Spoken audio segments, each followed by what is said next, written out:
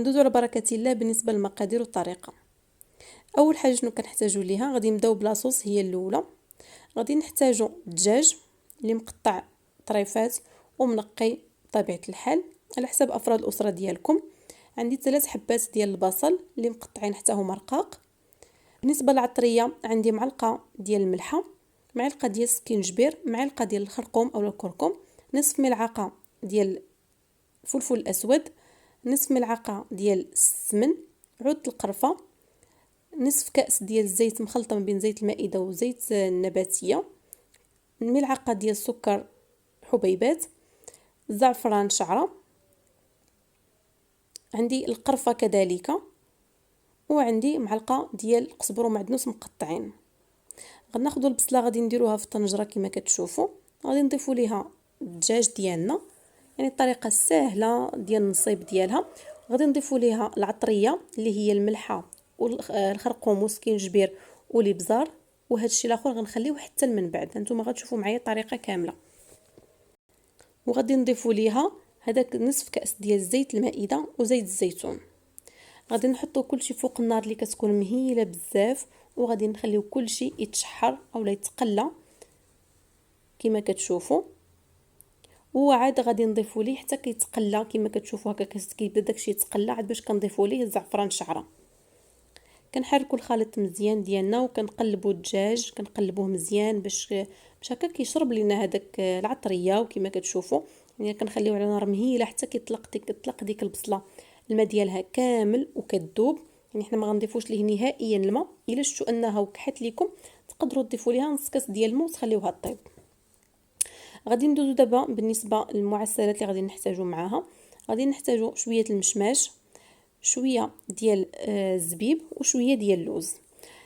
كلهم غنديروا لهم الماء طايب. بالنسبه للزبيب والمشماش غنديروا مع عويد عويد ديال القرفه، قبيصه ديال الملحه، وغادي نحطوهم يطيبوا واحد 10 دقائق وعاد من بعد نعسلوهم. وبالنسبه للوز غادي نفسخوه كامل، نحيدوا ليه ديك الجلده ديالو ونخليوه ينشف واحد 5 دقائق، وعاد غادي نقليوه في الزيت. هنا من بعد ما طابوا كما شفتوا هذيك 10 دقائق ضفنا لهم السكر ديالهم باش يتعسلوا لينا.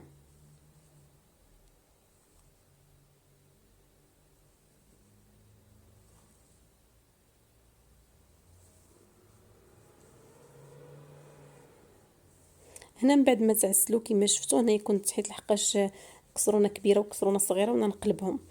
هنا من بعد ما تعسلوا كما شفتوا ها هما صافي هاد بدا تعسل والزبيب باقي ليه واحد شويه. وهنايا في المقله راني درت شويه ديال الزيت باش ندير اللوز يتقلى ونخليه يبرد شويه ونطحنو مهرمش، يعني ماشي نطحنو حتى يلين وانما مهرمش. هنا الدجاج ديالنا ها هو طاب كما شفتوا ودغمرات لينا ديك لاصوص ديالو، والدجاج راه فتا كما كتشوفوا. هنا في الاخير يعني حتى كنحيد الدجاج كنضيف له هذيك المعلقه ديال السمن، القرفه المطحونه، معلقه ديال القزبر ومعدنوس، وكنحركها مزيان وكنخليها تختار. وكنضيف ليها كنحيد دوك العويدات ديال القرفه اللي كنت درت، وكنضيف لها ديك المعلقه كبيره ديال السكر سنيده. كنخليها تغلي واحد شويه كتعلك لينا وكتنشف لنا 100% من الماء وكتكون واجده. كندوزو لداك الدجاج كنفتتوه مزيان يعني على حساب كيفاش بغيتوه، واش بغيتوه مفتت رقيق ولا غليظ. كنزيدوه على لاصوص وكنخلطوا كلشي باش داك الدجاج دوك الطريفات اللي ما وصلتش ليهم لاصوص كتوصل ليهم وكيتشرب لنا كامل ديك لاصوص ديالنا، يعني بطريقه بسيطه. وكنحطوه على جنب. دابا غادي ندوزو مباشره باش نوجدو السفه. غادي نشارك معكم الطريقه ديالي اللي سهله. هنا المرحله الاولى نتوما كتشوفوا الارقام هنايا في الجنب ديال الفيديو. المرحله الاولى كناخذوا السفه كنقيوها كما شفتوا هنايا، كنتاكدوا انها ما فيها حتى شي حاجه. كندهنوها بالزيت واحد 3 المعالق كبار ديال الزيت. هنا عندي نصف كيلو ديال السفه. بالنسبه للسفه انا هنا خديت سفه اتقان، هي اللي خديت بالنسبه للناس اللي بغاو ياخذوها. صافي كندهنوها كامله بداك 3 المعالق ديال الزيت حتى كندوزو عليها كامله، وكنديروها في الكسكاز وكنحطوها تفور الفوره الاولى.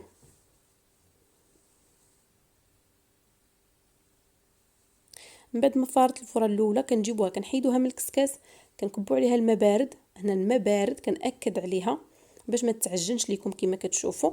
كنخليها واحد 5 دقائق هكا وانا كندوزها في الماء بارد، وكنعاود نقلبها وندورها في الماء بارد حتى كتشرب ليا داك الماء بارد وكتبرد. كنحيدها منه مباشره كنديرها في الكسكاس. يعني هذه التصفيره الثانيه اللي غندير ليها دابا. هانتوما كما كتشوفوا ما تعجنات ما حتى شي حاجه، ما طرات ليها حتى حاجه.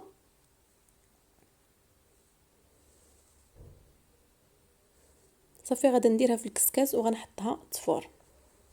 يعني هذه الطريقه الثانيه درنا ليها غير ما بارد. خليكم مركزين معايا، انا كنزرب الفيديو باش ما يجيكمش كتير.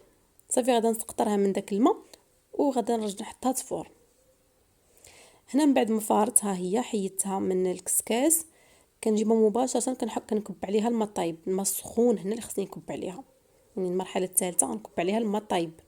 بالنسبه للناس اللي بغاو يكبوا عليها مباشره في الكسكاس تقدروا، انا كتجيني هاد الطريقه سهله باش كنتحكم فيها وكنعرف انها كامله تحلات كما كتشوفوا بحال هكا.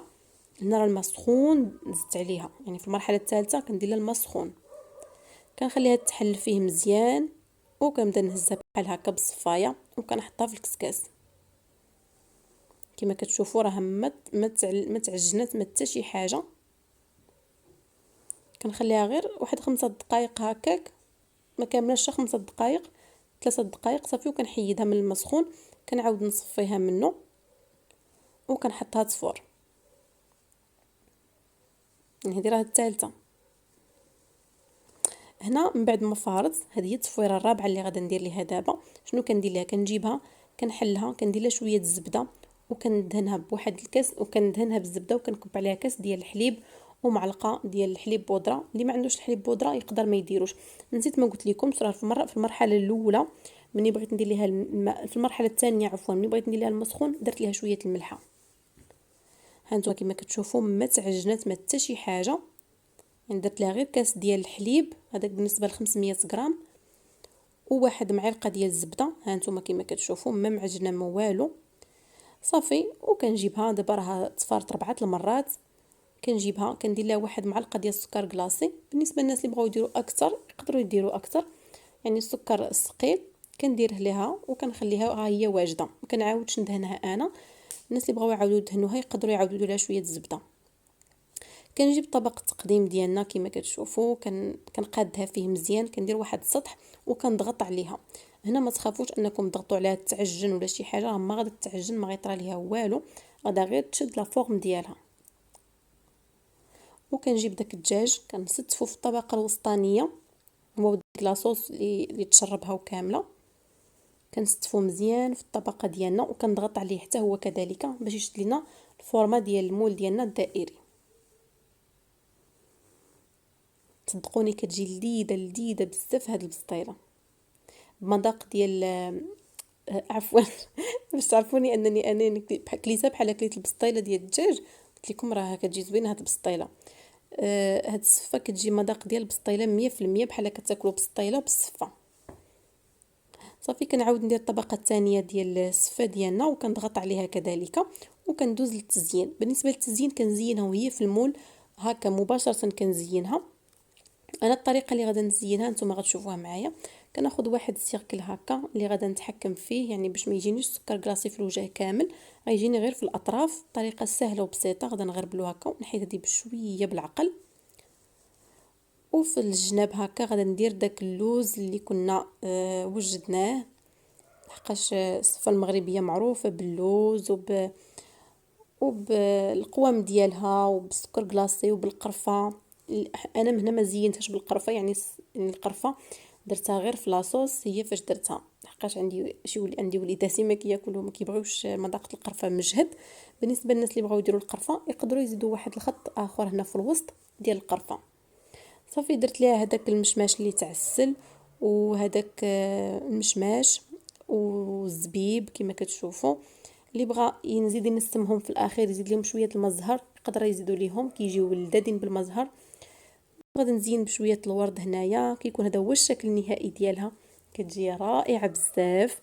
طبقات باينين ما تخسراتش نهائيا كما قلت لكم، غير ضغطوا عليها باش تشد لا فورم ديالها. ما تخافوش منها، ما غتخسر، ما غيطرى ليها حتى شي حاجه ملي تكونوا كتحيدوها من السيركل ديالها. كطيب مزيان، عطيوها الوقت الكافي ديالها ديال الطياب. المرحله الاولى نص ساعه وهي كطيب، المرحله الثانيه ثلث ساعه، المرحله الثالثه كذلك ثلث ساعه، والمرحله الاخيره 10 دقائق فقط. يعني هذا هو الوقت اللي انا كنخليه فيها، وكتجيني الطايبه السفه من داك الشيء رفيع رطبه، ما كضر ما حتى شي حاجه، محلوله معجنه ما والو. تبعوا هاد المراحل وما غاديش تندموا عليها. هنا كنكون وصلت للنهايه ديال الفيديو، تنقول لكم بسلام عليكم، وكنخليكم في امان الله، ونهاركم مبروك. وما تنساونيش بالتشجيع ديالكم وشاركوا الوصفه مع الصحاب والحباب، وخليوا لي لايك ديالكم كيحفزوني وكيشجعوني. وتنقول لكم بسلام عليكم، نهاركم مبروك، والى الملتقى.